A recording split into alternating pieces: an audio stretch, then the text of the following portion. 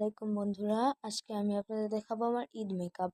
সর্বপ্রথম হচ্ছে আমি পন্স ক্রিম মেখেছিলাম, ওটা আপনাদের দেখাতে ভুলে গিয়েছি। এখন আমি ফেস পাউডার মেখে নিচ্ছি। ফেস পাউডারটা ভালোভাবে ফেসের সাথে মিশিয়ে নিতে হবে। তারপর হচ্ছে আমি আইল্যাশ দিব। আমার লেহেঙ্গার কালারের সাথে ম্যাচিং করে দিতে হবে।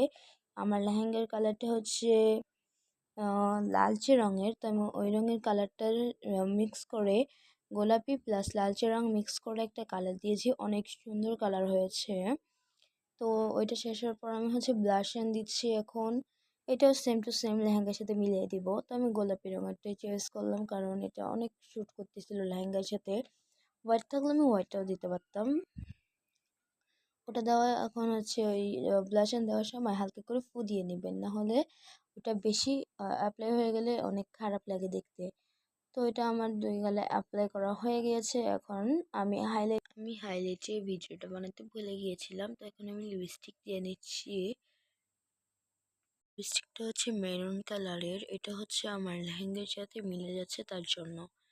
এখন হচ্ছে আমি লিপস্টিকটা দেওয়া শেষ। এখন আমি এটা আমার lip balm, lipstick plus nail পালিশের সাথে একটা সুন্দর ব্যাগে আমি ওটা রেখেছি।